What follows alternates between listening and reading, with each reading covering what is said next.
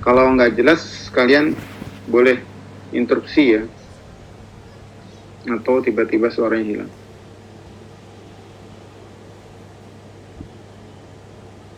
Nah, kira-kira dari 15 sampai 25% wanita yang didiagnosis awal dengan hipertensi dalam kehamilan akan mengalami preeklamsi berat. Jadi kalau ada seorang wanita hamil yang kita curigai dia suatu hipertensi, maka nantinya 15 sampai 25% wanita tersebut akan mengalami preeklamsi berat. Namun, sulit memprediksi yang mana akan mengalami atau menjadi suatu preeklamsi dan eklamsi. Nah, ada pembagian hipertensi dalam kehamilan. Jadi, kalian harus tahu ini. Seorang ibu hamil menderita hipertensi. Katakanlah dia tiba-tiba datang, dok, kepala saya pusing. Saya hamil 7 bulan. Kamu lakukan pemeriksaan. Tensinya 150/100. Nah, maka Anda sudah bilang ini hipertensi. Tetapi dalam pikiran Anda atau dalam pikiran kita ini, dia masuk kategori mana ya? Apakah dia kronis? Hipertensinya memang sudah lama, ya, sebelum hamil juga hipertensi, atau dia muncul hipertensi akibat hamil ini. Nah, kalau dia sebelumnya tidak hipertensi, kemudian hamil ini menjadi hipertensi, hipertensinya ini arahnya mau kemana? Apakah nantinya hipertensi saja, atau hipertensi dalam kehamilan saja, atau menjadi preeklamsi? Kalau dulu dikatakan ada yang namanya preeklamsi ringan dan preeklamsi berat. Namun sekarang rata-rata banyak praktisi atau klinikus mengatakan hanya preeklamsi. Nah, definisinya apa? Preeklamsi adalah jika diketahui wanita hamil 20 minggu ke atas dengan tekanan darah diastolik 90 ke atas, maka dikatakan preeklamsi. Dengan atau tanpa protein uri. Dengan atau tanpa protein uri. Nah, kebanyakan preeklamsi ini ternyata cukup mendominasi hipertensi dalam kehamilan. Jadi, kalau ada 10 pasien yang mengalami hipertensi pada kehamilan, maka 5-7 pasien itu termasuk ke dalam golongan preeklamsi. Nah, dari golongan yang kita curigai bakal jadi preeklamsi atau yang sudah menjadi preeklamsi, maka dia mengalami risiko terjadinya eklamsi. Baik. Ada satu definisi yang tidak tertulis di sini, tapi boleh kalian catat, bahwa selain diastolik, tekanan sistolik pun menjadi patokan. Apa? Sistoliknya di atas 140. Di atas 140 mm air raksa.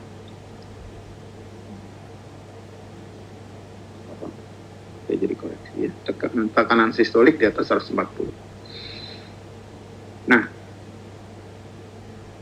kalau definisi-definisi yang dulu, maka dikatakan ada preeklamsi ringan dengan protein uri 1 positif. Protein urinya 1 positif. Dan tidak ada gejala. Tidak ada gejala preeklamsi berat.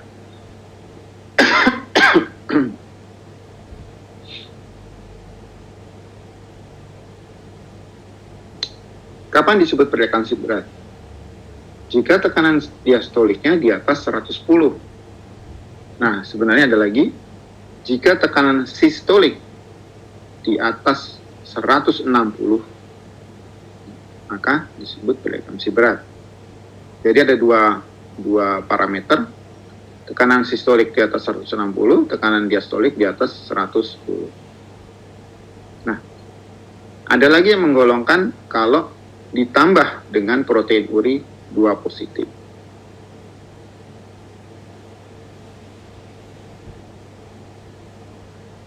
Nah, preeklamsi berat pun bisa dibuat diagnosisnya jika sudah terjadi gangguan pada sistem organ. Apa itu sistem organ atau end organ?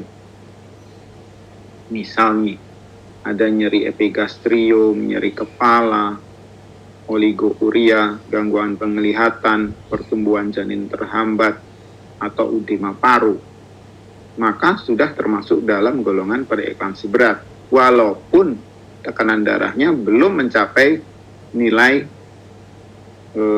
yang distandarkan. Misalnya sistoliknya baru 100 mm Hg. Tekanan darah sistoliknya 140 mm air raksa. Tapi udah ada udem paru, maka disebut preeklamsi berat. Jadi singkatnya, preeklamsi berat merupakan kelanjutan dari preeklamsi ringan, ditandai dengan gangguan atau kerusakan pada end organ. Jadi contoh misalnya, sebenarnya dia preeklamsi ringan kalau dilihat dari tekanan darah, tapi ternyata ada udem paru, maka kita tidak lagi menyebutnya preeklamsi ringan, tapi preeklamsi berat. Nah, laboratorium yang menunjukkan preeklamsi berat, misalnya ada hiperbilirubinemi, trombositopenia, asam uratnya meningkat banyak, ya, mikroangiopati, anemia hemolitik, serum kreatinin yang meningkat atau serum albumin yang meningkat, dan LDH yang meningkat. Nah, sekarang kita lupakan hipertensi, preeklamsi, eklamsi. Sekarang kita bicara hipertensi kronis. Apa itu? Hipertensi yang terjadi sebelum ada kehamilan, dilanjutkan dengan adanya kehamilan. Jadi hipertensi yang sudah ada, sebenarnya ya, sudah ada sebelum ibu itu hamil. Sebelum ibu itu hamil, dia sudah hipertensi. Terus sampai dia hamil, dia tetap hipertensi. Nah, bisa juga hal tersebut diperberat oleh adanya kehamilan.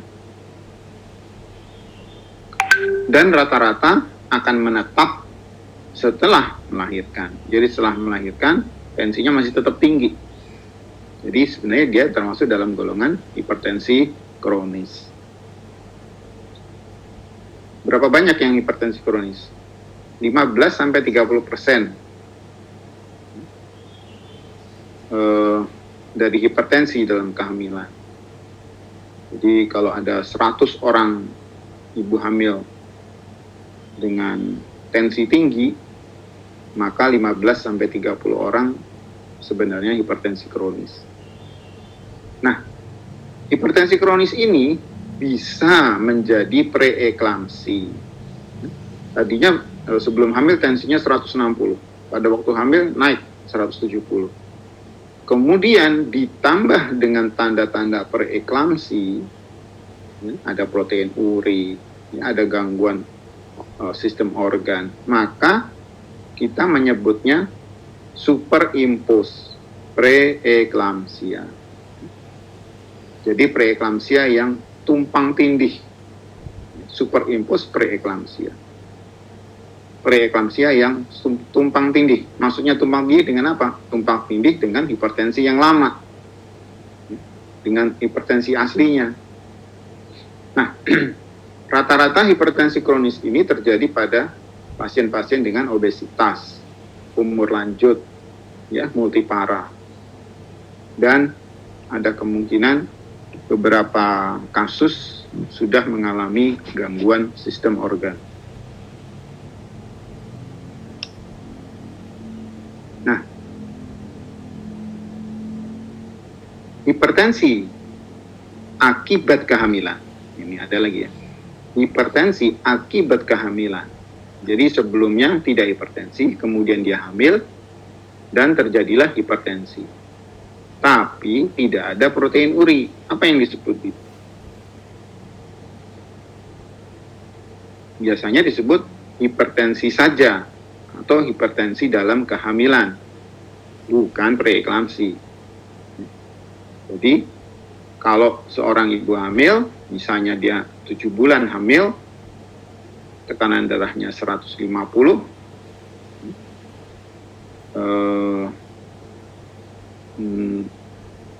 diastoliknya 90 misal, tapi tidak ada protein uri, tidak ada gangguan sistem organ, maka kita hanya menyebutkan sebagai hamil 28 minggu misalnya, hamil 28 minggu hipertensi. Nah, kapan sih kira-kira terjadinya hipertensi doang nih gitu ya? Ya, umumnya mereka yang hipertensi doang itu muncul pada trimester ke-3. Asalkan tidak terjadi gangguan sistem organ ya. Kalau ada gangguan sistem organ, dia berubah menjadi preeklamsi. Dan biasanya yang hipertensi doang, setelah melahirkan dia cepat hilang tensinya. Hipertensinya cepat hilang, bukan tensinya yang hilang. Nah, apa bedanya dengan eklamsi? Kalau kita bicara eklamsia, Anda cukup pegang satu kata, yaitu kejang. Konvulsi atau kejang. Konvulsi atau kejang yang terjadi pada wanita pada kehamilannya di atas 20 minggu tanpa ada tanda-tanda kelainan sebelumnya. Jadi tiba-tiba aja gitu ya. Tiba-tiba aja pasien yang hamil di atas 20 minggu itu kejang. Maka kita menyebutnya eklamsia. Nah, eklamsia ini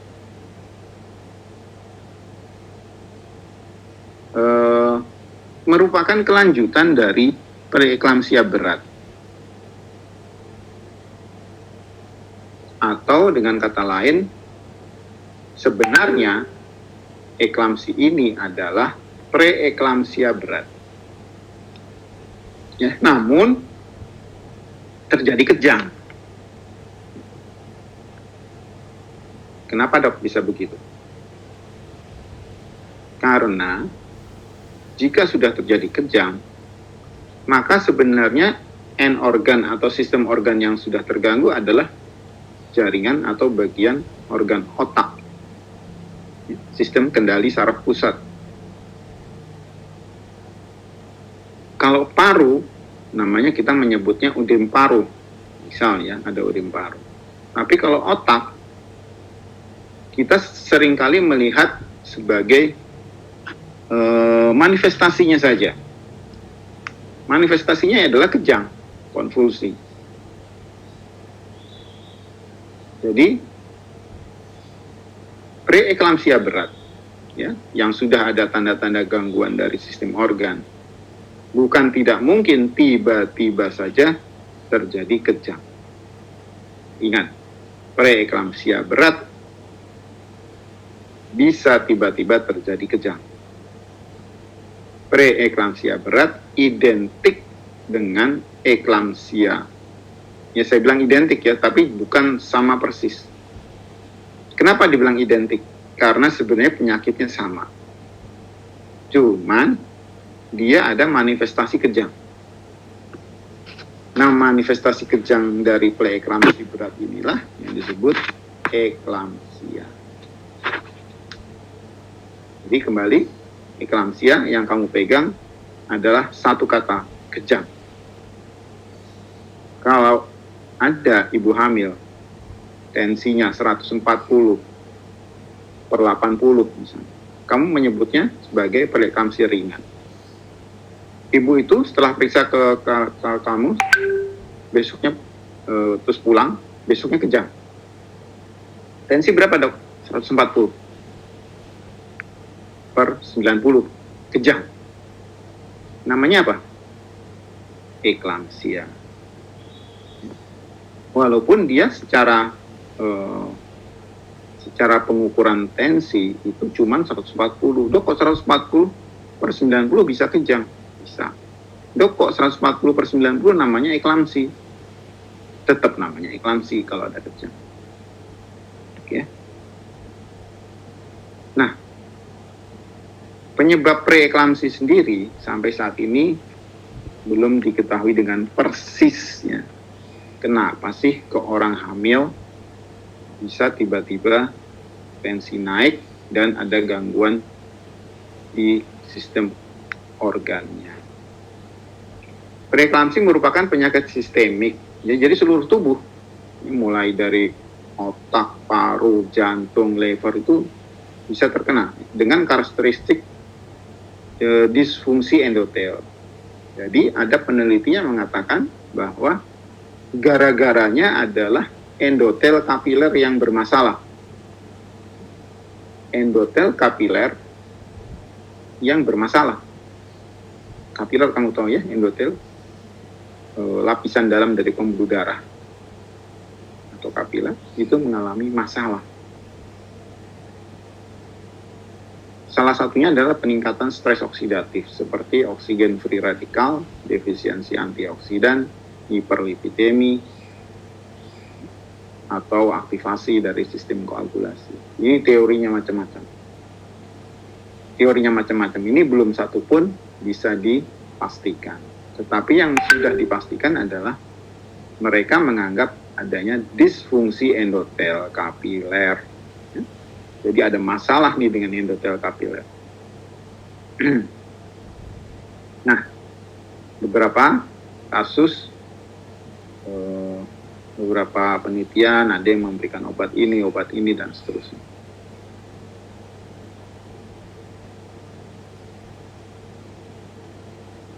Beberapa peneliti juga mengatakan, oh ini hanya fenomena imunologi.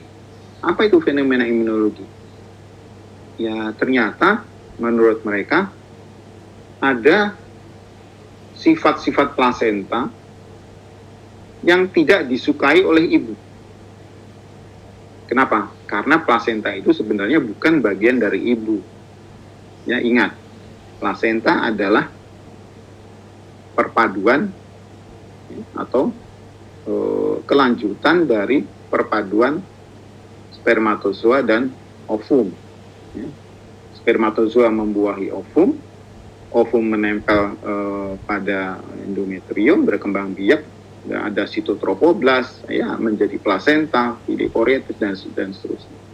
Nah, salah satu dari hal tersebut yang merupakan bagian dari kehamilan, yang bagian juga dari benda asing, spermatozoa kan sebenarnya benda asing. Dan trofoblast pun itu sebenarnya tidak 100% dari ibu. Trofoblast atau plasenta bukan 100% dari ibu, tapi dia adalah pertumbuhan dari pembuahan. Perkembangan dari bertemunya spermatozoa dan ovum. Sehingga orang memikirkan munculnya faktor imunologi. Ada yang mengatakan gangguan koagulopati. Ada yang mengatakan kekurangan gizi. Ya, ini baru penelitian-penelitian yang dikatakan tadi masih tidak menjadi satu kata sebagai faktor etiologi. Nah, apa yang terjadi pada preeklamsi? Ternyata pada penelitian-penelitian tersebut kebanyakan menemukan spasmovaskuler. Apa spasmovaskuler? Pembuluh darah itu mengalami spasme. Oleh karena terjadi spasme dan endotel yang bermasalah, maka bisa terjadi pendarahan, bisa terjadi nekrosis jaringan. Hal tersebut pula bisa menyebabkan gangguan pada plasenta. Ya. Akibat gangguan sistem pembuluh darah tersebut mengakibatkan plasentanya terganggu. Kalau plasenta terganggu, maka aliran darah dan oksigen ke janin berkurang. Atau dengan kata lain, janin akan kekurangan oksigen dan zat gizi. Maka terjadi PJT atau pertumbuhan janin terhambat. Nah,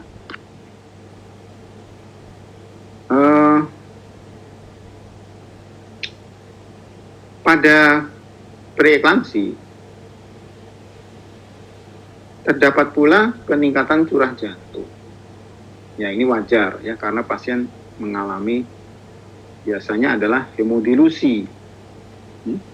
Hemodilusi itu penambahan cairan atau volume darah,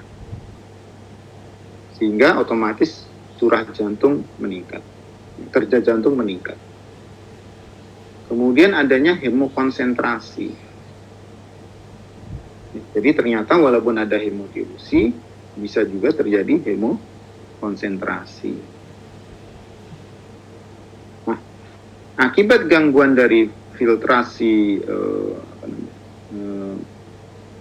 pembuluh darah di ginjal, pembuluh darah di ginjal itu kan mengalirkan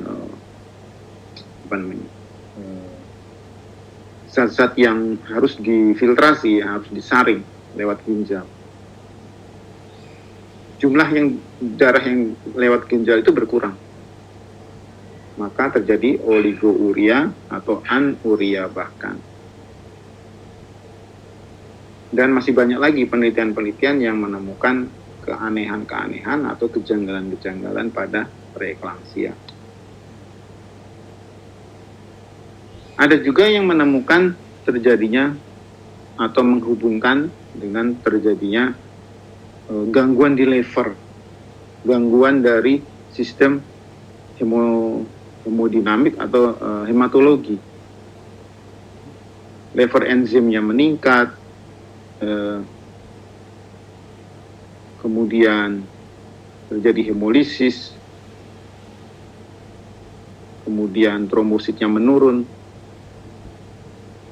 maka terjadi gangguan yang disebut HELLP syndrome. HELLP itu singkatan dari hemolysis, elevated liver enzyme, low platelet.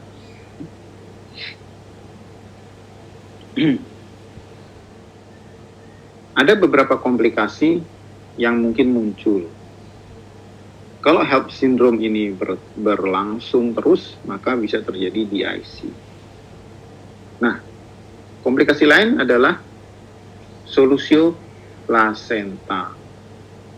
Plasentanya terlepas akibat tensinya tinggi, sehingga perlekatan plasenta dengan endometrium atau dinding ovum-uteri jadi lepas, terjadilah shock.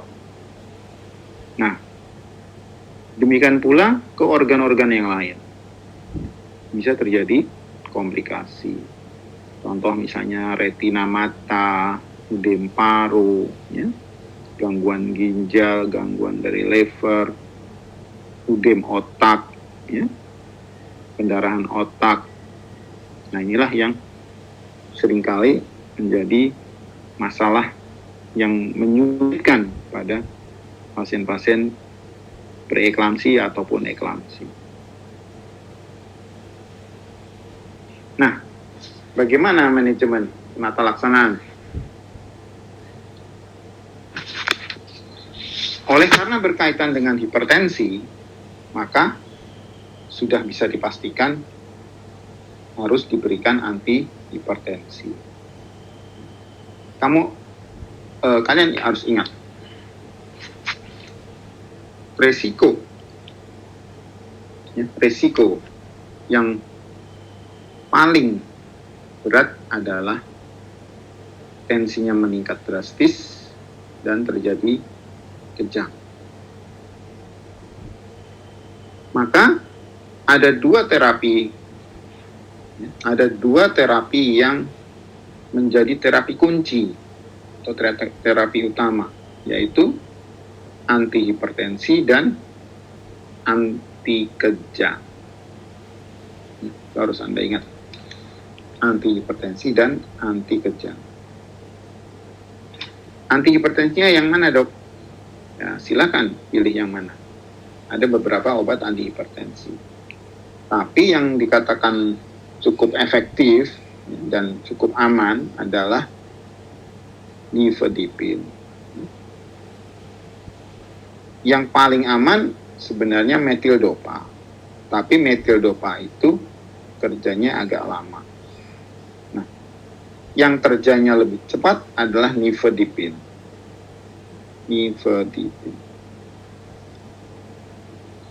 Maka jika terjadi kasus-kasus emergensi yang tensinya mendadak naik tinggi, sebaiknya diberikan nifedipin, bukan metildopa.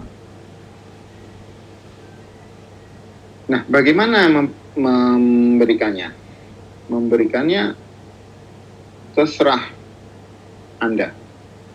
Yang penting dijaga agar tensinya stabil pada titik tertentu.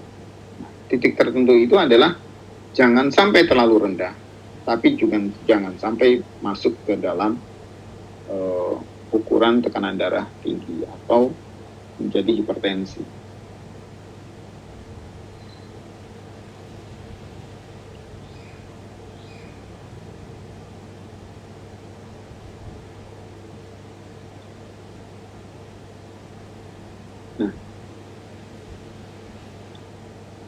Kapan nifedipin dipakai, kapan metildopa dipakai? Nifedipin dipakai biasanya pada waktu ingin menurunkan dengan cepat tekanan darah. Namun, pemakaiannya tidak dalam waktu panjang. Jika tekanan darah sudah stabil, maka bisa digantikan dengan obat metildopa atau dopamid atau metildopa. Berapa dosisnya? Biasanya dengan nifedipin itu misalnya diberikan 10 mg sehari. Atau kalau masih tinggi, 2 kali 10 mg misalnya. Atau bisa sampai 3 kali 10 mg. Jika tekanan darah sudah terkontrol dalam posisi stabil, stabilnya juga tidak terlalu rendah, boleh diturunkan dosis atau kemudian diturunkan dosis dan kemudian diganti dengan metildopa. Nah, kalau labetalol ini saya belum pernah coba atau belum pernah pakai labetalol. Nah, apa yang Anda lakukan untuk hal yang kedua? Apa hal yang kedua? Kejang. Bagaimana kita bisa mencegah kejang? Gunakan magnesium sulfat pada kejadian eklamsi. Jadi obatnya magnesium sulfat doang, dok, anti kejang tidak ada lagi sebenarnya. Diazepam atau yang terkenal dengan nama Valium.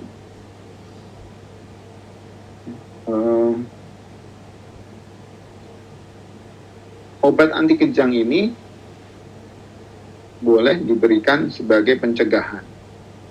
Misalnya pada pasien dengan preeklamsi berat, yang tensinya udah tinggi banget nih, tapi Anda menganggapnya ini bukan preeklamsi berat. Ini masih berupa preeklamsia ringan, tapi cenderung sudah menjadi berat. Atau pasien yang belum Anda menemukan kejangnya, tapi tensinya udah tinggi banget nih, maka Anda harus segera memberikan obat antihipertensi dan segera menurunkan tekanan darah. Normal, jika kita mendapatkan tekanan darah normal kembali, maka obat-obat tersebut bisa dihentikan.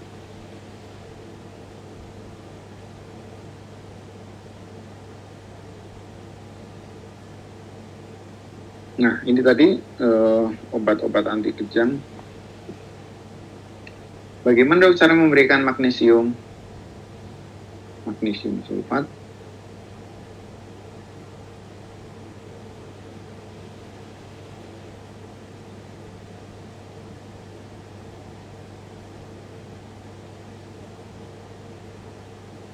Aman nggak sih memakai Mg sulfat?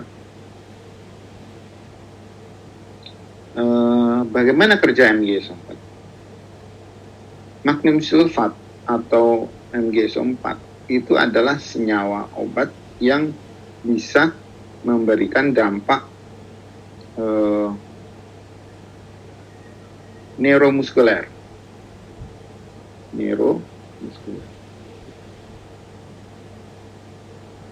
Jadi jika diberikan anti kejang,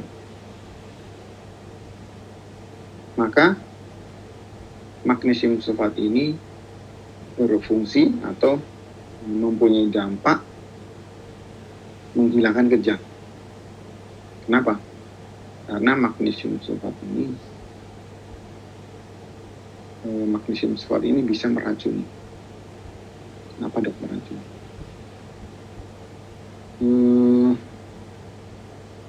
Begini ceritanya. Oleh karena magnesium sulfat ini mempunyai kerja atau sifat atau dampak neuromuskuler, berarti neuromuskuler dinding paru yang membuat paru itu bergerak itu mengalami penumpukan. Magnesium sulfatnya mengalami penumpukan. Nah, inilah yang berbahaya. Kalau magnesium sulfat itu tidak dibuang, maka bisa jadi Anda akan kerepotan karena tiba-tiba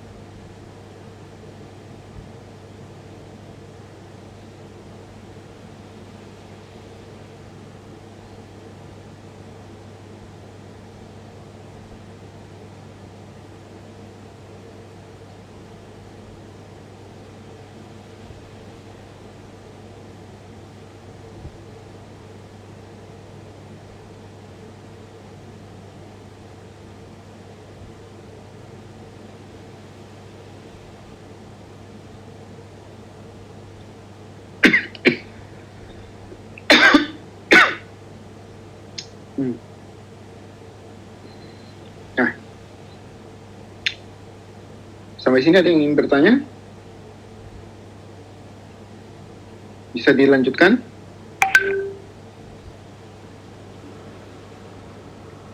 Ada yang ingin bertanya enggak? Lanjut ya. Bagaimana memberikan maaf. Bagaimana memberikan anti kejang?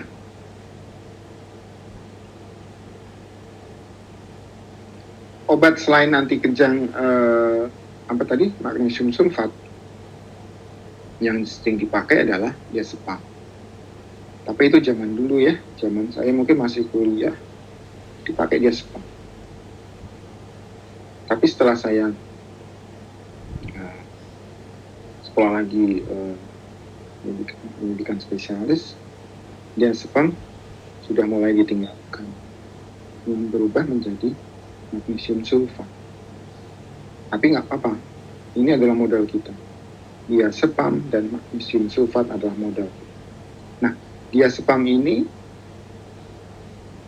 menghilangkan kejang atau mencegah kejang bukan dengan cara neuromuskuler, tapi bekerja sentral, ya, mempengaruhi sistem sasaran saraf pusat.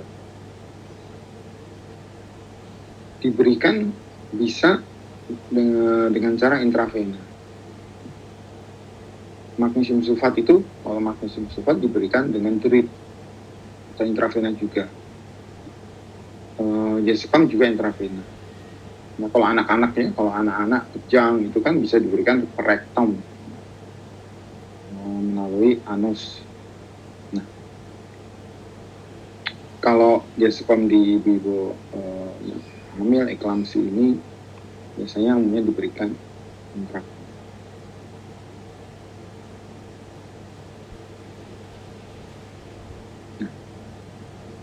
Setelah kejangnya hilang, magnesium atau diazepam diberikan dengan dosis maintenance, ya, dengan dosis yang terbagi. Misalnya magnesium pertama kali pada waktu masih kejang, suntikan untuk magnesium intravena 2 gram bolus misalnya. Kalau diazepam masukkan 1 ampul, ya. 1 ampul biasa sih sudah 10 mg ya, 1 ampul. Seret masuk 1 ampul. Yang kejang-kejang dia berhenti kejang. Tapi baik diazepam maupun magnesium sulfat harus diberikan kemudian sebagai maintenance, ya, atau dosis pemeliharaan. Biasanya diberikan melalui infus. Nah, masing-masing mempunyai kelemahan. Kalau magnesium sulfat bahayanya tiba-tiba henti nafas. Kenapa tiba-tiba henti nafas? Karena dia bekerja neuromuskuler. Neuromuskuler. Kalau neuromuskuler rongga dada, otot-otot interkostal, ya, yang membuat mempersarafi otot-otot pernafasan. Otot-otot pernafasan itu lumpuh, maka pasien atau ibu hamil itu bisa tiba-tiba tidak nafas, apnea. Ini bahayanya, bisa menyebabkan apnea. Makanya harus hati-hati memberikan magnesium sulfat. Kalau di puskesmas dulu takut memberikan intravena, saya berikan intramuskuler, suntik pampatnya, bokong kiri, bokong kanan. Dulu masih ada tuh regimen bokong kiri, bokong kanan pakai magnesium sulfat. Sebenarnya adalah untuk kita menghindari ketakutan. Takut kalau tiba-tiba dia henti nafas. Nah, kalau ingin cepat menurunkan tekanan darah, berilah nifedipin sublingual.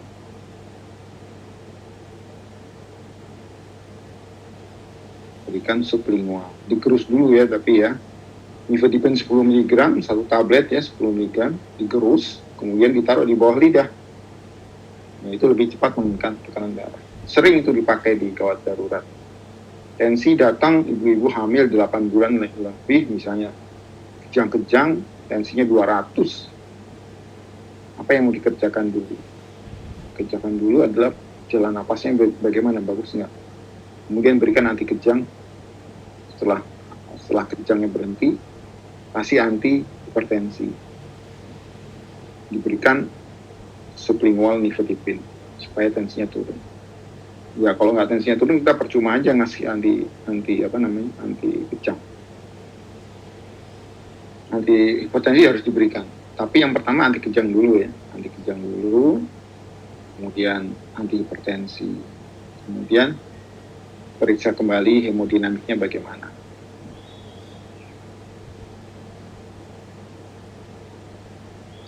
Ada catatan jangan sekali-kali meninggalkan pasien tanpa penjagaan.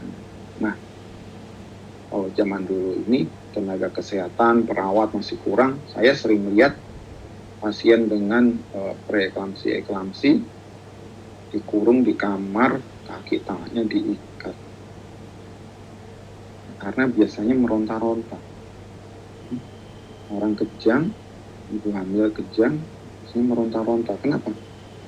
Karena kesadarannya menurun. Nah, ini yang biasanya terjadi pada pemberian diazepam.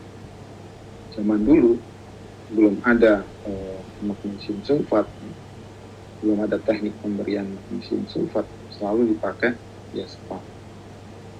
Pasien itu kejang, diberikan diazepam, langsung kejangnya berhenti, dia ngorok, tidur. Tapi bangunnya ngamuk-ngamuk, ya, dengan kesadaran yang menurun, dia meronta-ronta, ngamuk-ngamuk, bahkan ada yang sampai jatuh dari tempat tidur. Makanya jangan sekali-kali meninggalkan pasien tanpa penjagaan. Nah, bagaimana melakukan penata laksanaan sesudah konvulsi? Jangan sampai konvulsi lagi atau jangan sampai kejang lagi. Buat dosis pemeliharaan. Kalau Anda hanya punya diazepamnya harus diberikan sebagai maintenance. Ya, kalau punya magnesium sulfat, berikan magnesium sulfatnya, hati-hati tapi ya, jangan sampai terjadi komplikasi apnea atau gagal nafas. Nah, setelah itu apa yang dikerjakan? Kalau sudah kita menemukan pasien dengan eklamsi, biasanya dia tidak akan pernah mengalami kembali normal. Eklamsi akan terus berjalan sebagai eklamsi, walaupun kejangnya tidak ada. Nah, ini yang berbahaya. Kenapa? Karena anti kejang kita berikan. Anti kejang kita berikan, pasien itu nggak kejang, tapi proses preeklamsinya, proses gangguan sistem organnya tidak bisa kita hentikan. Betul, ini sering. Bahkan mungkin hampir sebagian besar pasien preeklamsi dengan eklamsi pasti demikian. Kejangnya sih bisa hilang, tetapi proses gangguan sistem organ itu tidak berhenti. Maka jika sudah kejangnya hilang, keadaan stabil, dilakukan pengakhiran kehamilan atau mengeluarkan janin.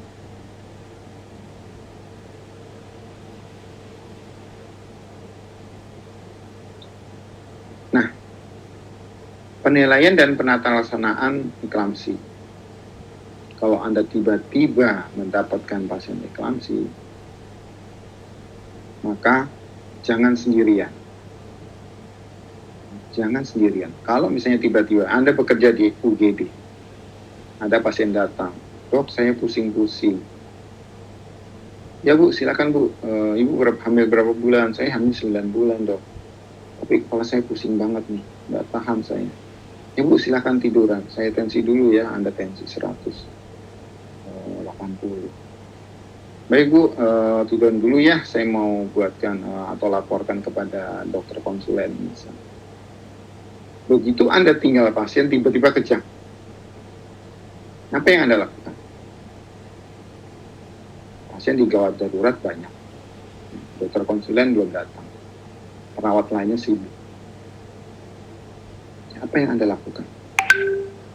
Teriak minta tolong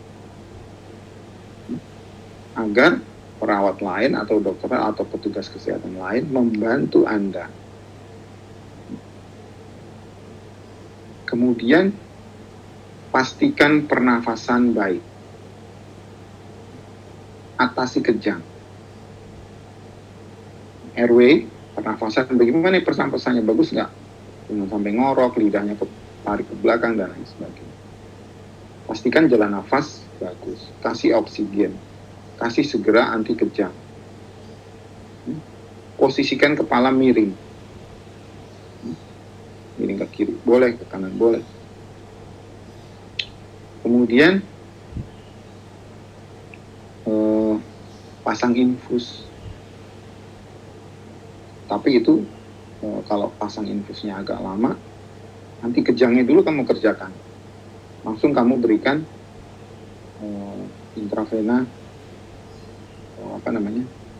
yang G4 misalnya, atau G-Sepam. Dulu saya waktu jaga seringkali bawa dia sepam ampul, tapi itu sangat berguna. Kenapa? Tiba-tiba Anda ketemu pasien kejang, Anda bisa langsung berikan G-Sepam. Kalau MG-4 agak susah memberikan. Nah, bila kejang sudah teratasi, tekanan darah pun harus dipelihara. Maksudnya dipelihara, jagalah tekanan darah itu dengan range normal. Ya, range normalnya jangan terlalu rendah, tapi juga tidak tinggi. Misalnya tekanan darah dipertahankan 140, 150, diastoliknya 90, 100. Jangan juga sampai tekanan darahnya, sistoliknya sampai 120, 110. Padahal tensi awalnya waktu masuk 180, terlalu rendah. Jika kita menurunkan tekanan darah terlalu rendah, maka itu juga berbahaya. Apa bahayanya? Perfusi jaringan, terutama ke plasenta, menurun. Kalau perfusi jaringan plasenta menurun, maka oksigenisasi bayi pun menurun. Kalau oksigenisasi bayi menurun, maka bayinya mati. Ya, jadi hati-hati. Nah, tidak boleh menurunkan tekanan darah terlalu jauh. Kemudian evaluasi sistem organ. Jantungnya bagaimana? Ginjalnya, urinnya ada nggak? Urinnya keluar nggak ya? Urin keluar itu untuk menilai ginjalnya bagaimana fungsinya. Ya, dan sebagainya. Ambil darah untuk periksa laboratorium, periksa HB, leko, jundap darah, hematokrit, dan trombosit terutama ya, dan lain sebagainya. Kemudian jangan lupa pernafasannya pun dilihat, ya, jangan sampai tiba-tiba apnu, itu juga harus diperhatikan. Nah, selain kita memperhatikan ibunya, maka kita harus juga memperhatikan bayi. Bayinya umur berapa nih? Ya, umurnya udah 9 bulan katanya ibu. Berat bayinya berapa? Oh, berat bayinya cuma 2 kilo. Misal. Aduh, berarti ada IUCR, ada komplikasi. Denyut jantungnya bagaimana? Nah, ini Anda perhatikan. Pasien-pasien dengan preeklamsia berat dan eklamsi tidak lepas komplikasi kepada janin. Hati-hati. Ya. Tidak lepas komplikasi pada janin. Pasti ada dampak ke janin. Entah dampak itu ringan, entah dampak itu berat. Yang berat ya sampai bayinya meninggal. Dampak ke plasenta, misal terjadi solusio plasenta. Misal ya terjadi solusio plasenta atau plasentanya lepas dan terjadi pendarahan, atau bayi tiba-tiba mati. Kenapa? Tidak ada oksigen yang nyampe ke bayi, atau bayinya kekurangan oksigen. Ya, akibat perfusi plasentanya buruk, aliran darah ke plasenta buruk, maka terjadi bayi mati karena kekurangan oksigen. Nah, prinsip apa yang harus kita ingat? Jika kita menemukan preeklamsi berat atau eklamsi, maka kita harus juga berpikir kapan bayi ini akan dilahirkan. Kenapa? Karena seperti saya katakan, preeklamsia berat atau eklamsi itu penyakitnya tidak akan hilang. Penyakitnya ya, diagnosis bisa berubah, tapi penyakitnya tidak akan hilang. Sebenarnya penyakit itu apa? Penyakit itu adalah adanya janin di dalam rahim. Ya. Selama ada janin di dalam rahim, preeklamsi, eklamsi, penyakitnya ya, bukan diagnosisnya, penyakitnya tidak akan selesai. Bagaimana menyelesaikannya? Menyelesaikannya ya bayinya dikeluarin. Bayinya dilahirkan. Selesai. Maka dalam prinsip penata laksanaan, kita harus berpikir, kalau sudah ada kasus seperti ini, eklamsi atau preeklamsi, maka kita harus berpikir untuk mengeluarkan janin agar penyakitnya selesai.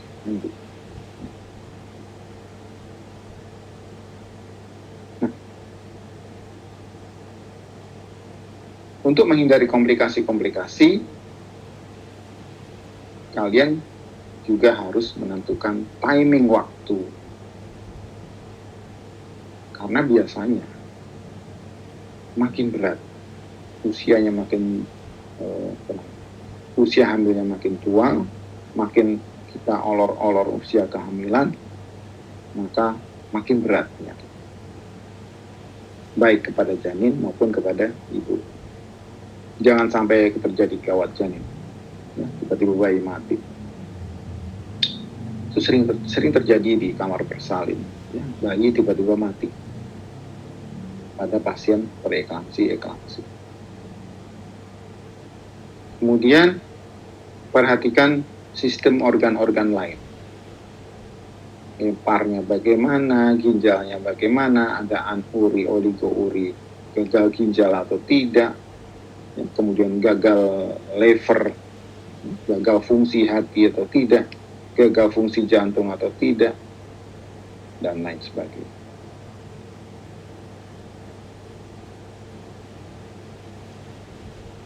Nah, kita kadang sulit memprediksi pasien-pasien mana yang akan jatuh pada preeklamsi maupun eklamsi. Maka kita harus waspada, ya, harus memperhatikan secara keseluruhan, ya, bagaimana kalian membuat diagnosisnya, memperhatikan ANC-nya, ya, ANC-nya bagus nggak?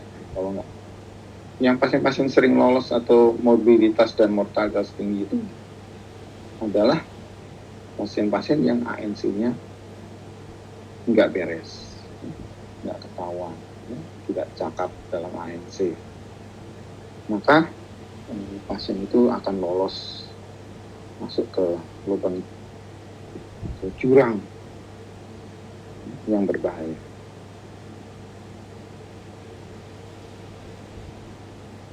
Nah, kalau memang Anda tidak bisa melakukan penanganan, sebaiknya dilakukan rujukan.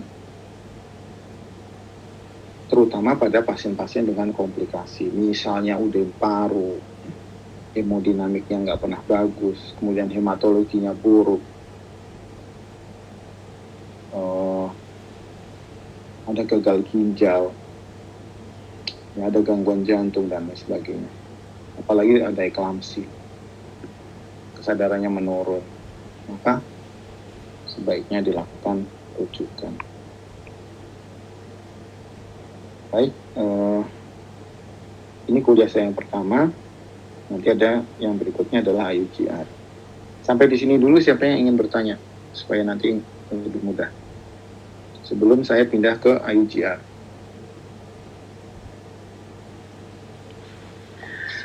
Assalamualaikum dok. Waalaikumsalam. Iya dok, saya Gina dok, izin bertanya. Ya, silakan Gina. Saya pernah baca di beberapa artikel tentang preeklamsia dok, dan itu ada penggunaan obat anti trombotik dan anti pelet kalau tidak salah dok. Platelet atau ya dok ya. Kira-kira itu untuk apa ya dok, untuk preeklamsia sendiri? Terima kasih dok. Baik. Jadi pada pasien-pasien preeklamsi, kita bisa menemukan trombositopenia. Ya, trombositopenia. Kalau kita melihat ini tadi yang saya bilang hematologinya, ya. Jadi pada pasien-pasien tersebut hematologinya harus kita perhatikan. Sel darah merahnya bagaimana, leukosit bagaimana, trombosit bagaimana. Kalau trombositnya sudah mulai menurun, ini berbahaya. Kenapa trombosit bisa menurun? Ternyata pada gangguan yang kita sebut preeklamsi ini kan awalnya apa? Gangguan endotel kapiler. Ya, kata awalnya adalah gangguan endotel kapiler. Gangguan endotel kapiler itu berakibat trombositnya mengalami penempelan atau agregasi, pengumpulan, penempelan, agregasi trombosit di pembuluh darah atau endotel yang mengalami gangguan. Sehingga trombositnya makin lama makin turun. Ya, karena trombositnya terpakai oleh endotel atau trombositnya itu di apa namanya? Nongkrong lah itu katakanlah ya. Nongkrong pada endotel yang bermasalah.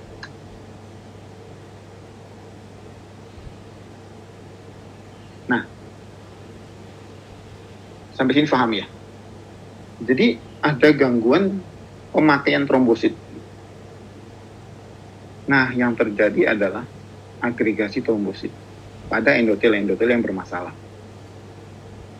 Supaya tidak terjadi agregasi trombosit, supaya tidak terjadi pengumpulan trombosit dan kerusakan trombosit, maka diberikanlah antiplatelet. Maksudnya antiplatelet supaya trombositnya nggak nempel, nggak gerombol, ya, tidak menyebabkan reaksi pada endotel kapiler yang bermasalah. Jadi free trombositnya tidak terpengaruh. Paham ya sampai sini? Tidak. Paham dok, insya Allah. Jadi bermasalah, trombosit itu bermasalah pada pasien-pasien ini. Preeklamsi. Nah, kalau trombosit itu bermasalah, trombosit itu tinggal dikit, ya, normalnya misalkan 250-300 trombosit. Oleh karena ada endotel kapiler yang bermasalah pada pasien ini, preeklamsi, trombositnya berkurang, lama-lama trombositopeni. Nah, berbahaya nih trombositopeni, pendarahan, kemudian bisa terjadi DIC, disseminated intravascular koagulasi. Nah, ini salah satu penyebab dari efek dari trombosit tadi, terjadi DIC. Ya, Anda pelajari lagi deh DIC itu apa.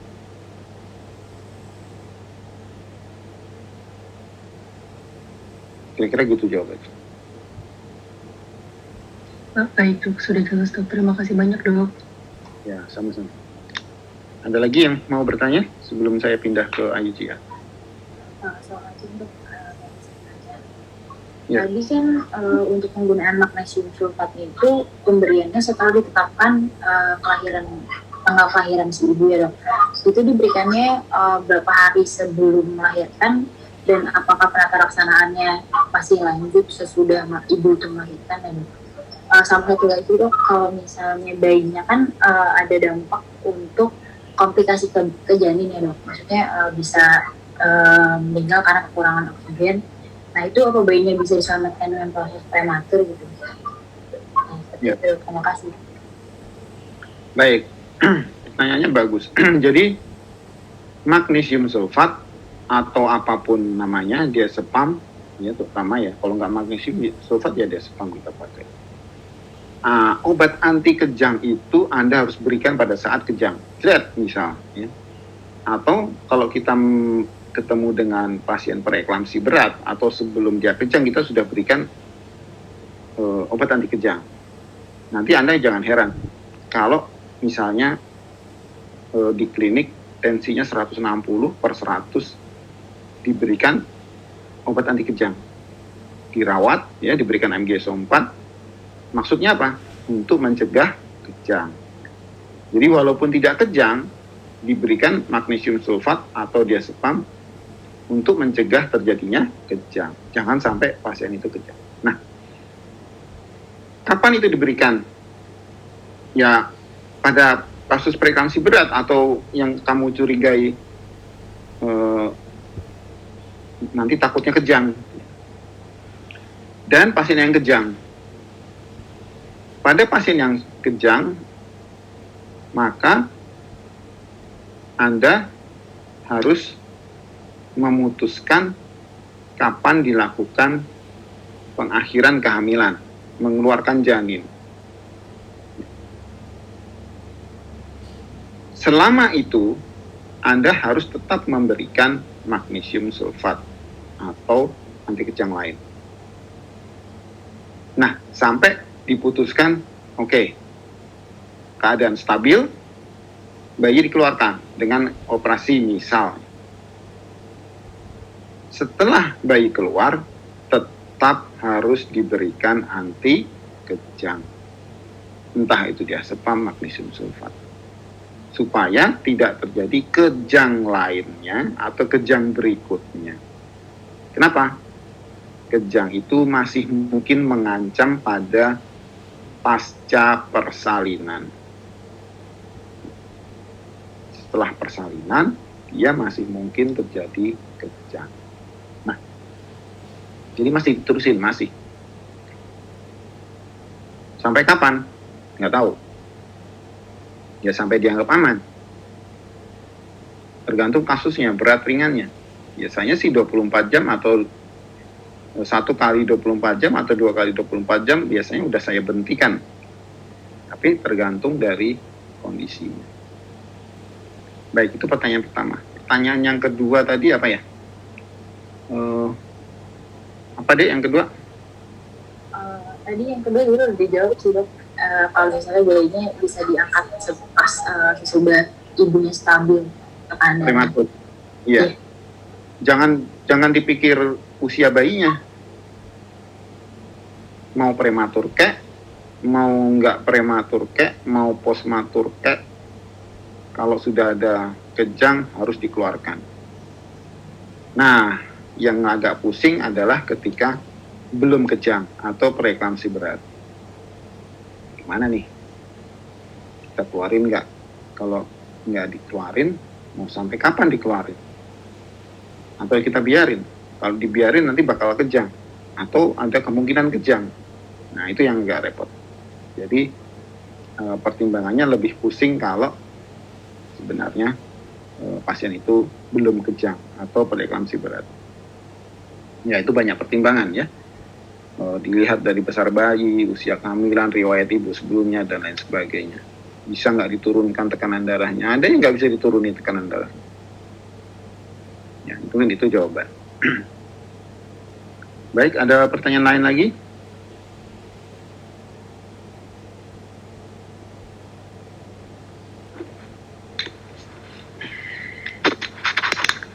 Kalau nggak ada kita lanjutkan ya. Kita lanjutkan dengan IUCR, nggak banyak, insya Allah. Ntar saya harus tutup dulu.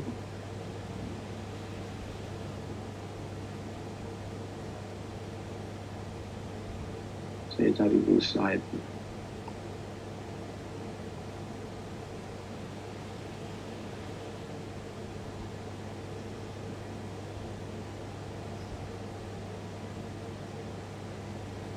mana slide?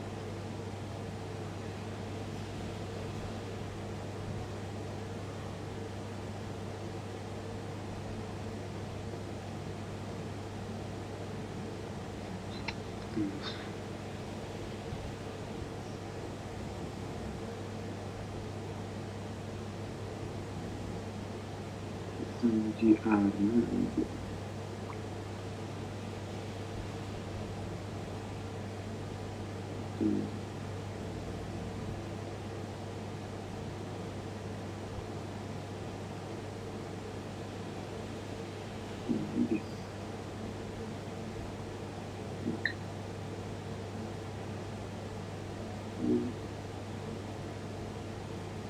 Sudah kelihatan?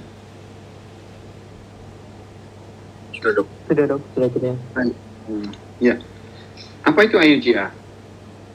IUGR adalah singkatan dari intrauterine growth retardation atau bahasa Jawanya pertumbuhan janin terhambat atau PJT.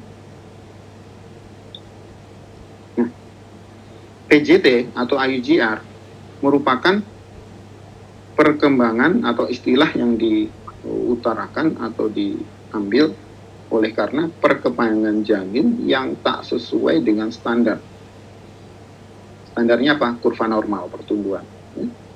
Jadi janin itu dalam pada waktu di dalam rahim, usia kehamilan, itu mempunyai standar atau kurva yang sesuai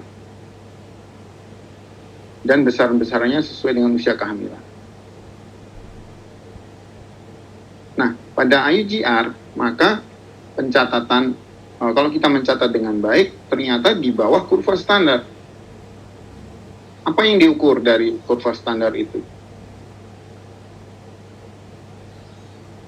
Adalah lingkar kepala, lingkar perut, panjang tulang femur, perkiraan berjanin. Sebentar ya.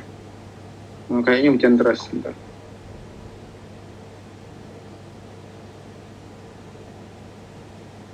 Saya izin sebentar.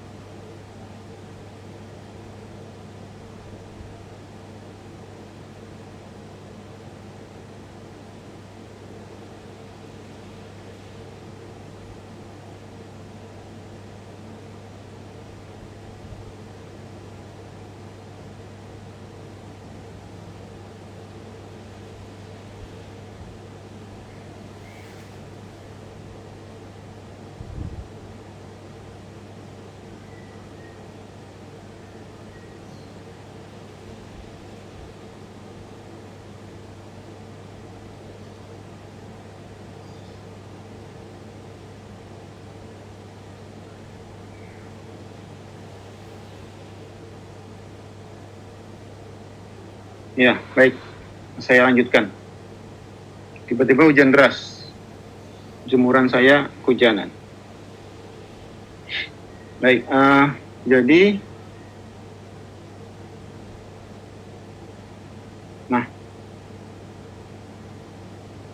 jadi kalau kita ukur panjang femur misalnya ya, lingkar perut, lingkar kepala, itu mempunyai grafik masing-masing ya. Begitu juga dengan perkiraan berat janin. Nah, IUGR adalah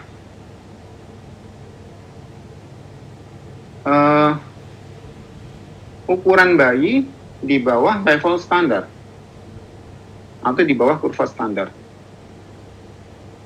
Sampai kurva standar berapa? Ya, itu yang masih berbeda-beda. Jadi, kalau ada kesepakatan internasional, mungkin rata-rata kurang dari 2 standar deviasi. Kurang dari 2 standar deviasi.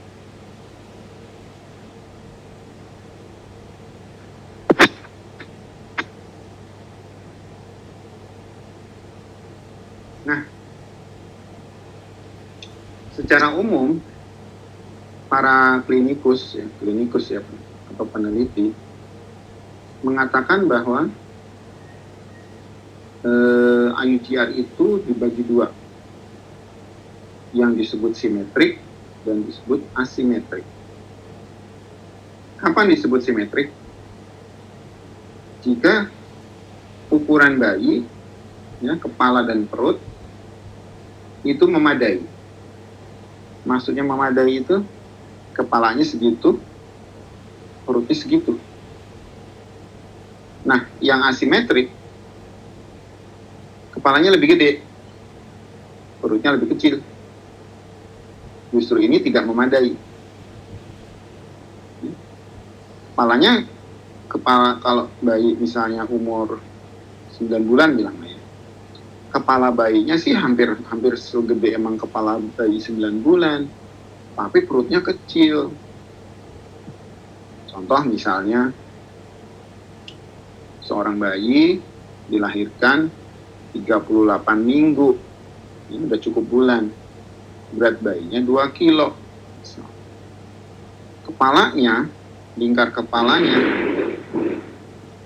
hampir sama, dengan bayi biasa, bayi lahir normal. Tapi perutnya kecil, beratnya cuma 2 kilo. Ini yang kita sebut pertumbuhan janin terhambat asimetris. Nah, yang simetris, kepalanya kecil, perutnya kecil. Ya. Nah, ini contoh dari IUGR. Yang sebelah kanan itu normal, yang sebelah kiri IUGR. Tapi perbedaannya adalah besarnya. Sama-sama umurnya, tapi besarnya beda. Nah, yang besarnya beda atau yang kecil di sebelah kiri, kepalanya relatif lebih besar dari badannya. Nah, ini yang disebut IUGR asimetris. Oke, kita lanjut. Apa sih penyebab dari IUGR? Ada faktor ibu, ada faktor ibu bayi, keterkaitan antara ibu dan bayi, ada faktor bayi doang. Faktor ibu, misalnya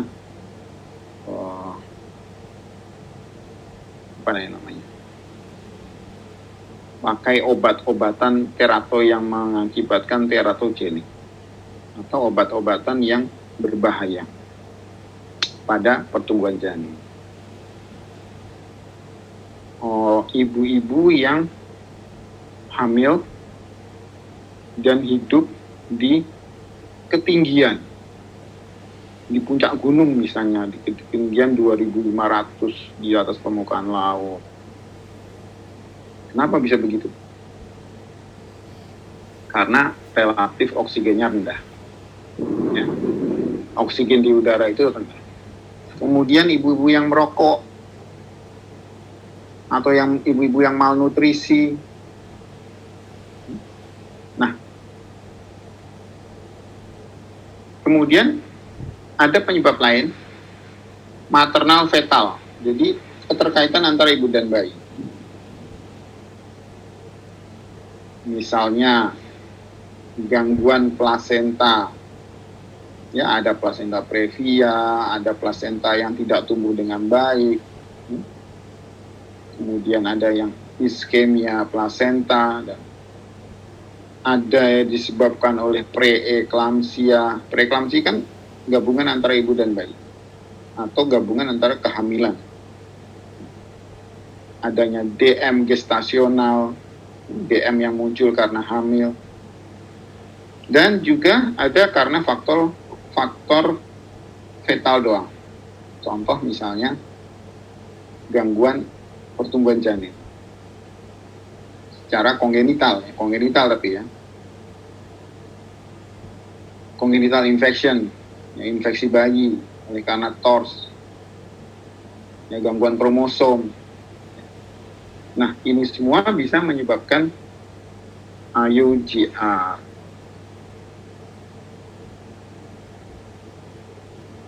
Kalau kita melihat kapan terjadinya IUGR, maka kita melihat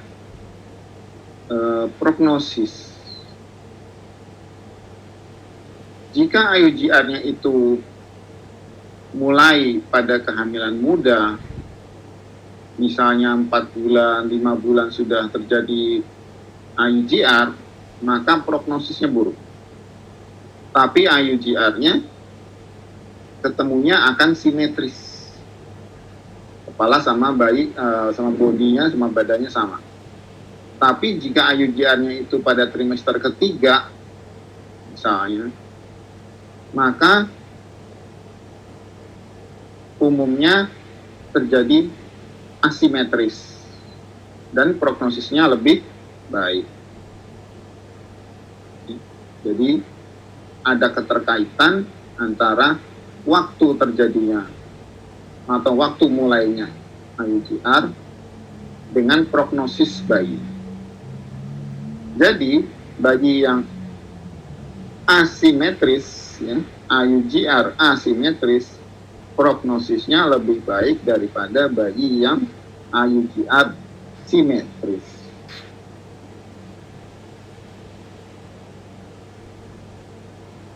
Nah, Anda bisa baca di sini nanti, ya, dan ada patofisiologinya seperti apa.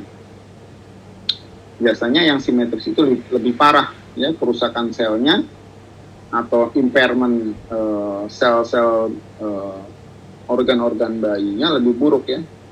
Gangguan terhadap organ-organnya lebih parah daripada yang asimetris.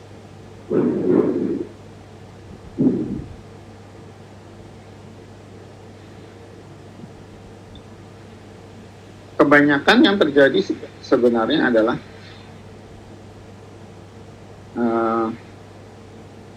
adanya yang terbanyak, ya.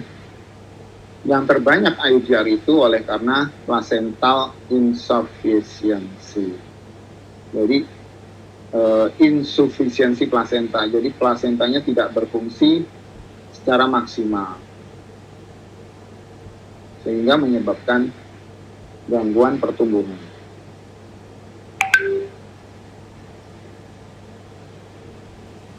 Bagaimana manajemennya? Bagaimana prinsip tata laksana? Ini yang secara klinis agak sulit, ya, karena kita harus bisa memperhatikan kapan optimal, ya, kapan bayi itu optimal untuk dikeluarkan dari janin, dari rahim. Bisa nggak kita biarkan saja terus hilang IUGR? Tidak bisa. Ya. IUGR itu penyelesaiannya sebenarnya hanyalah dikeluarkan bayinya. Tapi kapan? Gitu, ya. Tapi kapan? Ini yang agak sulit. Kalau kita bisa mempertahankannya sampai 36 minggu, maka itu lebih baik. Tapi kadangkala, hujannya gede banget. Seringkali, sebelum 36 minggu, bayi dengan IUGR mati. Kenapa kok mati sebelum waktunya? Sebelum 9 bulan udah pada mati. Kenapa? Karena insufisiensi plasenta tadi, ya? Ini yang menyebabkan bayi mati pada usia 8 bulan, 7 bulan, karena dia tidak mendapatkan oksigenisasi atau sumber makanan dan oksigen yang baik. Jarang yang terjadi hamil sampai 40 minggu, katakan. sampai hamil aterem IUGR itu jarang sekali. Paling-paling kalau dia ditungguin sampai 38 minggu, bayinya mati. Nah ini repot ya. Kalau kita keluarin cepat-cepat, bayinya prematur. Kalau kita keluarin cepat-cepat, bayinya kecil. Kalau kita tungguin bayinya agak gede, bayinya mati. Nah, usahakan mencari usia kehamilan atau berat bayi optimal untuk dilahirkan. Nah, setelah bayi itu lahir, maka tugas kita adalah memperbaiki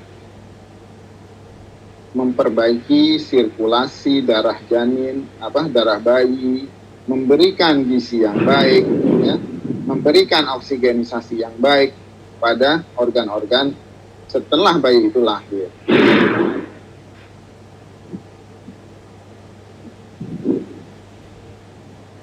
Nah ini tadi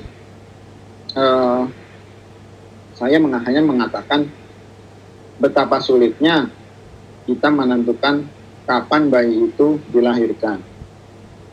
Contoh misalnya air ketuban. Jadi yang ada rule out amniotic fluid leak. Rule out amniotic fluid leak. Jadi perhatikan cairan amnion atau air ketuban. Kalau air ketubannya sudah mulai berkurang, maka usahakan janin itu dilahirkan. Kalau ketubannya masih banyak, boleh diteruskan. Sampai kira-kira 34 minggu, kemudian dilahirkan. Kalau air ketubannya sudah sedikit, ya kurang dari 34 minggu, maka dilahirkan. Dengan catatan kita harus siap menghadapi bayi prematur. Ya, ini hanya salah satu contoh teknik penanganan. Tapi ini tidak mutlak. Bisa mempunyai cara atau teknik penentuan optimalisasi yang lain. Ya, saya kira itu saja yang bisa saya sampaikan. Mungkin ada yang ingin bertanya, silakan tentang IUGR atau dengan preeklamsi, silakan.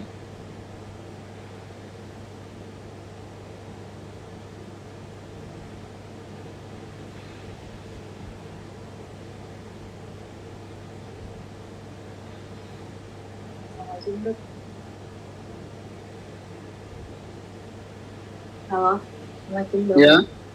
Tadi mau tanya yang kalau misalnya ibu yang tinggal di ketinggian itu, yang patofisiologi IUGR itu kenapa ya dok?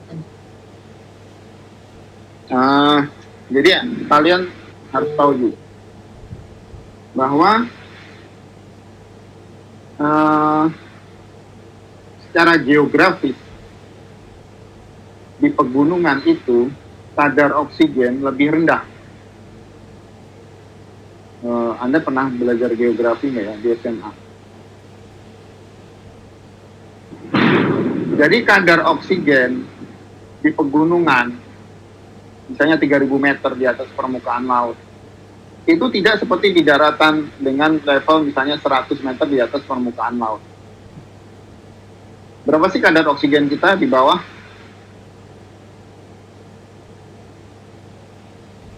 Ada tahu? Ada yang tahu nggak? Berapa level oksigen yang ada di udara kita ini yang di bawah? Berapa persen? 60?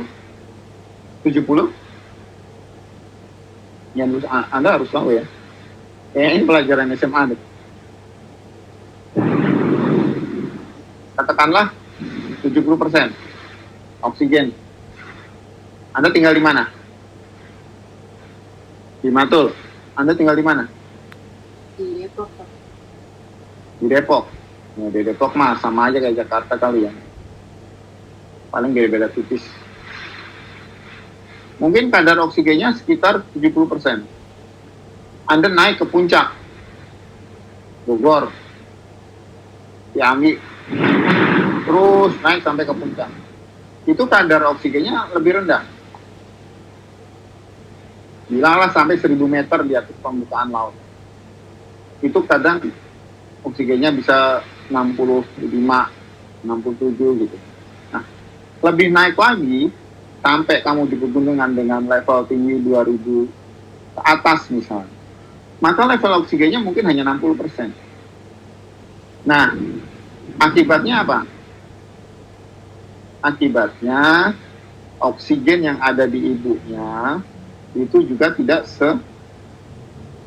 sebagus oksigen yang ada pada ibu-ibu pada level ketinggian 50, 100, ya seperti di Jakarta, di Depok misalnya. Kadar oksigennya lebih rendah. Sehingga pada waktu dia hamil, transport oksigen ke bayi juga lebih rendah. Ya, masuk akal. Transport oksigen dari ibu ke bayi lebih rendah. Akibatnya bayinya mengalami kekurangan oksigen. Akibatnya pertumbuhan bayinya menjadi lebih kecil. Paham? Paham dok. Dok, kalau misalnya untuk suplementasi ini gimana? Apa? Suplementasi untuk ibu dan janinnya yang tinggal di kebun. Suplementasi mah biasa aja. Suplementasi biasa, misalnya vitamin, mineral, protein, lemak, gitu. Semua normal. Ya, semua boleh Anda berikan. Tapi yang lebih penting lagi adalah oksigenisasi. Oksigenisasi ibunya bagaimana? Atau ibu itu kamu masukin ke dalam ruang khusus yang oksigennya kamu tambahin di ruangan itu. Jadi oksigennya, kadarnya di ruangan itu tetap tinggi. Itu bisa. Jadi Anda meningkatkan oksigen udara. Ya, kalau misalnya bikin satu kamar nih, satu kamar oksigennya harus lebih tinggi daripada di luar. Kalau satu kamar itu kamu bisa bikin 70 kadar oksigen, nanti ibu itu kalau keluar kamar ya turun. Kenapa? Karena ketemu udara luar, pegunungan, rendah dia. Itu yang penting.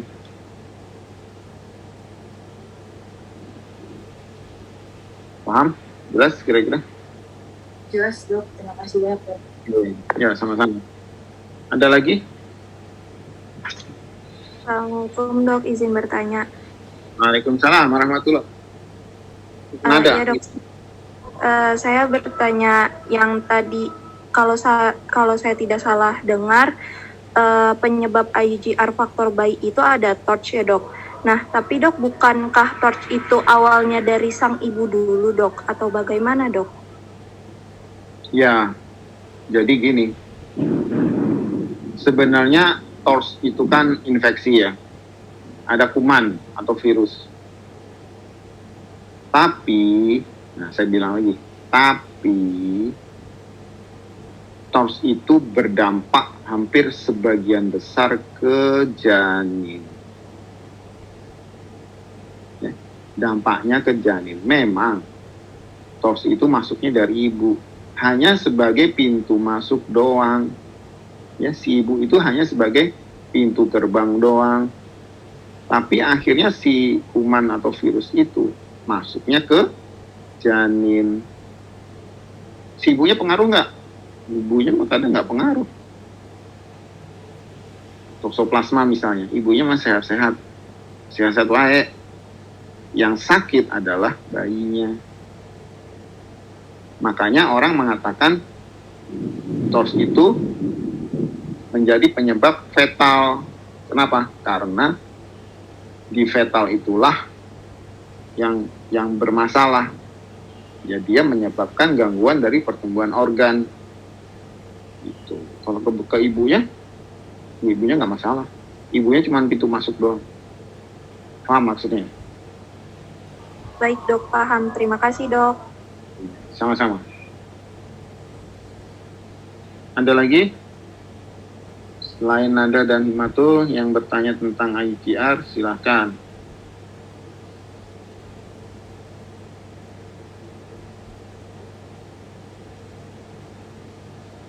Kalau tidak ada, karena waktu juga sudah habis, maka kita akhiri saja pertemuan hari ini. Semoga kalian bertambah ilmunya, bisa memanfaatkan ilmu dengan baik, dan menambah ilmunya sendiri ya.